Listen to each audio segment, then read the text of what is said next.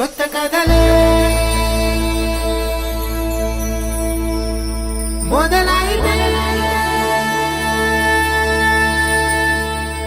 చిన్ని గుండెలే తుళ్ళిపడవే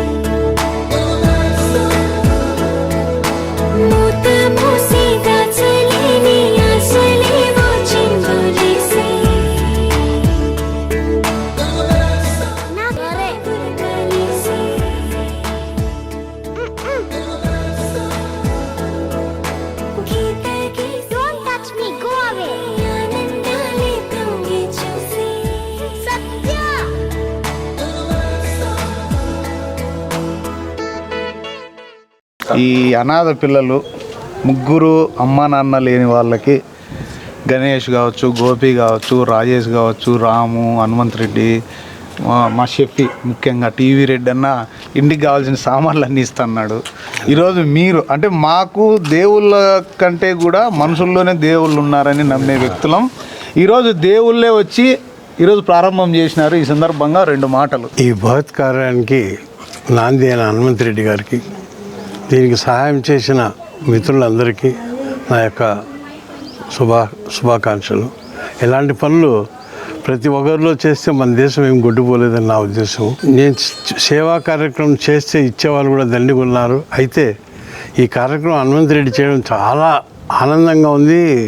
నన్ను ఇక్కడ ఇన్వైట్ చేయడం కూడా నా యొక్క గొప్పతనంగా, ఆయన యొక్క గొప్పతనంగా భావిస్తున్నాను. ఇది ఎలాంటి కార్యక్రమాలు నన్ను కూడా చేదోడు వాదోడు తీసుకోవాలని మనసారా కోరుకుంటూ సెలవు తీసుకుంటాను. గోపి కూడా దీనికి సంబంధించిన పైన షీట్లు, ఐరన్ ఇదంతా మొత్తం ఆయనే ఇచ్చారు. మీరు కూడా 4 మాటలు చెప్పండి. దీనికి నాంది పలికిందా మా హనుమంత్ రెడ్డి అన్న, లేకపోతే మేము కూడా మా బిజినెస్లో బిజీగా ఉంటాము. ఇట్లాంటివి మరెన్నో దాంట్లో పాల్గొనాలని కోరుకుంటూ దీని మిత్రులు చాలామంది సహకరించారు, అన్న కానీ అందరు కానీ. ఇట్లాంటివి హనుమంత్ రెడ్డి అన్నతో పాల్గొనాలని కోరుకుంటూ ఇక మీద ఎన్నున్నా కూడా మా నాన్నగారు చెప్తుంటారు అనమాట, సమాజ కూడా కంపల్సరీ మనము పాటుపడాలనేసి. బట్ మాకు ఆ బిజీ టైంలో మేము రాలేకపోయాము. బట్ అన్న గుర్తించాను మాలోని, ఇది కంపల్సరీ మేము కంటిన్యూ చేయాలని కోరుకుంటూ సెలవు తీసుకుంటాం. గణేష్ టింబర్ డిపో గణేష్ గారు మనసున్న వ్యక్తి, బయటికి చెప్పాడు, పని చేసి చూపిస్తాడు తప్ప మొత్తం. ఫస్ట్ నేను వీడియో పెడతానే ఫోన్ చేశాడు, సార్ నేను కొంచెం సిమెంట్ హెల్ప్ చేస్తానని. కొంచెం కాదు, మొత్తం ఈ బిల్డింగ్ అయిపోయే వరకు సిమెంట్ మొత్తం ఆయన ఇచ్చారు. ముఖ్యంగా ఈ టేక్ డోర్ మామూలు డోర్ కాదు, ఇది దాదాపు 18 నుంచి 20 వేలు అవుతుంది. టేక్ డోరు, కిటికీలు ఇవన్నీ ఇచ్చారు. నిజంగా thank you so much Ganesh గారు. నిజంగా ఈ పిల్లలు మీకు ఎంతో మనం ఏదో రుణపడి ఉన్నామనో లేకపోతే ఇంకోటి ఏదో అంటారు కదా, ఇలాంటి గణేష్ గారికి కూడా నిజంగా ఈ సందర్భంగా ధన్యవాదాలు తెలుపుతున్నాము. అలాగే నా మిత్రుడు రాజేష్, బ్రిక్స్ కావాలంటే అన్న ఎక్కడికి అని అడిగాను తప్ప డబ్బులు అని కూడా అడగలే. నేను కనీసం డీజిల్కి కూడా ఇవ్వలే. ఒక ట్రాక్టర్కి మాత్రం శ్రీకృష్ణ ఇంగ్లీష్ మీడియం స్కూల్ వాళ్ళు ఒక ట్రాక్టర్కి అంటే 400 పిల్లలకు డబ్బులు వేశారు. మిగతాదంతా కూడా రాజేషే ఇచ్చాడు. ఇక ముఖ్యంగా చెప్పాలంటే మా షెఫీ మా ఫాలోవర్, వీడియో ఫాలోవరు, ఇట్లా చూస్తానే అన్న దీనికి రేకులు వేయాలంటే వెల్డింగ్ మొత్తం ఈయన కనీసం ఆటో కూడా తీసుకొచ్చినాడు. ఆ ఆటోకి కూడా డబ్బులు అడగలే. మొత్తం ఈయన సొంతంగా వచ్చి కష్టపడి పని చేసి రేకులు దాన్ని కూడా మామూలుగా చేయాలి, టెక్నికల్గా చేస్తాడు ఏదన్నా పని. షెఫీ కూడా ₹1 ఆశించకుండా ఎక్కడి నుంచో వచ్చి దీనికన్నీ చేసి, ఈయన కష్టం ఉంది, ఈయన దగ్గర డబ్బు లేకపోయినా మనసు ఉంది, ఈయన చేతనైన పని చేసి ఈరోజు చేశాడు. అలాగే మా హనుమంత్ రెడ్డి బేల్దారులకు డబ్బులు ఎప్పుడు తక్కువ వచ్చినా కూడా తమ్ముడు అంటే 5,000 10,000 ఫటాఫట అంతే అకౌంట్లో ఎంత అన్నా అంటాడు. అంతేగాని ఇది ఎందుకన్నా అని ఏ రోజు అడిగినలే. తమ్ముడు నాకు 10,000 కావాలంటే 10,000, 20,000 కావాలంటే 20,000.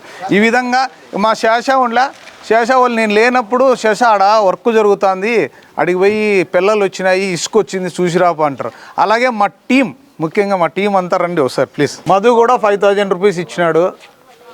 బేల్దార్లకి డబ్బులు లేవు నా దగ్గర రా చిరంజీవి, ఈయన నాకు ఏదో పని చేసింటే 7,000 ఇచ్చినాడా, ఆ 7,000 రూపాయలు వేరే ఒక పని చేసి పెడితే 7,000 వచ్చింది. ఎనికి ఇస్తే వద్దు తీసుకోకుండా మనలేని ఈ పిల్లలకు కొంచెం వేరే పనికి ఉపయోగించినాం అనుకోండి. ఈ విధంగా మా సాయి శరత్ అందరూ కూడా, ఇంకా ముఖ్యంగా టీవీ రెడ్ అన్న, ప్లీజ్ టీవీ రెడ్ అన్న వీటికి వచ్చి అప్పుడప్పుడు పర్యవేక్షణ చేసి ఈరోజు మొక్కలన్నీ తీసుకొచ్చినట్టు టీవీ రెడ్ అన్నతోనే ఈరోజు మొక్కలు నాటిస్తాము. ఇంటికి కావాల్సిన సామాన్లన్నీ, స్టీల్ సామాన్లన్నీ మొత్తం టీవీ రెడ్ అన్నే ఇచ్చినాడు. ఇంకా కొంతమంది గ్యాస్ ఇచ్చిన వాళ్ళంతా రాలేదు, మనకు వాళ్ళు తెలియదు, కానీ చాలామంది సాయం చేసినారు.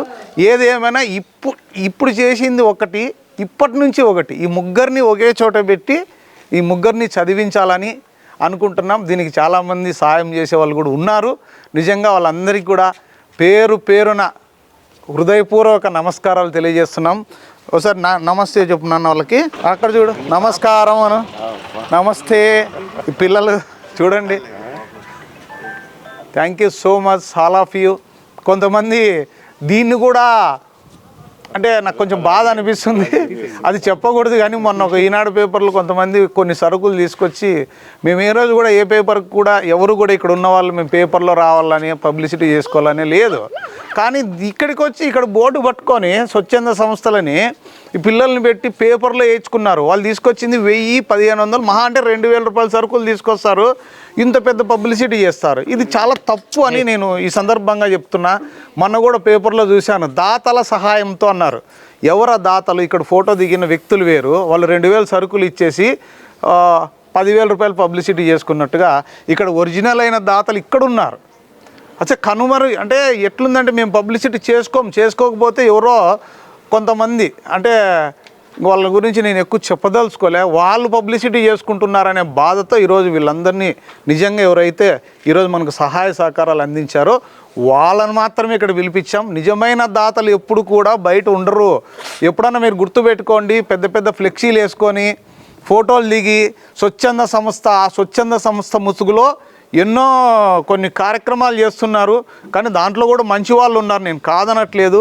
కానీ రవికాంత్ రమణ అన్న లాంటి వాళ్ళు, టీవీ రెడ్డి లాంటి వాళ్ళు, తెర వెనుకున్న గణేష్ లాంటి వాళ్ళు, మా రాజేష్ కావచ్చు, మేమందరము తెర వెనక ఉండి పని చేస్తాం తప్ప ఇలాంటి ఎన్నో కార్యక్రమాలు చేసాం. బట్ ఏ రోజు కూడా మేము మీడియా ముందుకు రాలే. ఎంతోమందికి చదువుకు సాయం చేసాం, ఫీజులు కట్టినాం, బుక్స్ ఇప్పిస్తున్నాం, ఇప్పటికీ చేసాం.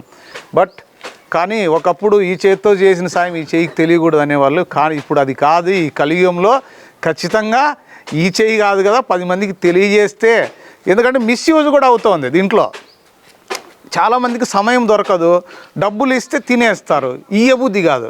సో ఇలాగ మనం ఏం చేసాం, అందుకని నేను ఏ ఒక్కరితో కూడా మనీ తీసుకోలేదు. బ్రిక్స్ కావచ్చు, సిమెంట్ కావచ్చు, మెటీరియల్ కావచ్చు, అది మాత్రమే ఏమని చెప్పాను తప్ప నేను క్యాష్ మాత్రం ఒక్కరి నుంచి కూడా నేను తీసుకోలేదు. ఒకవేళ మా ఫ్రెండ్స్ ఎవరైనా క్యాష్ ఇచ్చినా అది బేల్దార్లకి వాళ్ళ అకౌంట్ నుంచే కొట్టించినాం. అంటే ఇంత ట్రాన్స్పరెంట్గా ఉంటే తప్ప మనుషుల్ని నమ్మలేని పరిస్థితి. అందుకని మీరు కూడా ఏదైనా ఒక పని చేసినప్పుడు ఖచ్చితంగా అంతే ట్రాన్స్పరెంట్గా ఉన్న వ్యక్తులను నమ్మండి. మీరు చేసే సహాయం ఎక్కడికి వెళ్తుందో కూడా మీరు చేయాలి. ఊరికే ఏదో డబ్బులు ఇచ్చినాం కదా, ఏదో హెల్ప్ చేస్తుంటారు కదా అని కాదు. దాని ముసుగులో ఎంతోమంది మీరు చేసిన సాయంతో వాళ్ళు ఏసీ కార్లలో తిరుగుతున్నారనేది మీరు గమనించాలి. ఈ సందర్భంగా అందరికీ ధన్యవాదాలు. వీళ్ళు నాకు హనుమంతరెడ్డి సారే నాకు కట్టించింది. నా పిల్లలు ఏమన్నా చేసుకొని నాకు హనుమంతరెడ్డి నాకు వచ్చి కట్టించినాడు. దేవునితో వచ్చి నా పిల్లల్ని నన్ను కాపాడినాడు. కనీసం నాకు ఇల్లు కొట్టమన్నీ కట్టుకురు కొట్టము కారుతాండి. ఆ పిల్లలు మంచం మీద వేసేది, నీళ్ళన్నీ ఎత్తిపోసేది. ఎవరింటికాడికి కానీ పోలేదు నేను. నాకు ఏడ్చి అట్లా ఏడ్చేది. నా కొడుకు లేవు ఉన్నింటికి కానీ నాకు కట్టించినేమో, నా కొడుకు లేడు కదా, ఇంకెవరు కట్టిస్తారు నాకు అని ఏడుతా అంటే, హనుమంతరెడ్డి సార్ మేము చచ్చిపోవాలని కూడా అనుకుంటాం. మేము నలుగురు చచ్చిపోతే నా పిల్లలు నా కొడుకుతో పోవాలనుకుంటే, కానీ నాకు దేవుడా కట్టేసినాడు. కొడుకుతో మాదిరి ఉండాలి, నాకు ఎప్పటికీ తోడుగా ఉండాలని నేను నమ్ముకుంటున్నాను. నాకు ఎప్పటికీ తోడుగానే ఉంటాడు, ఏమో లేదు తెలీదు. తోడుగా ఉంటాడు.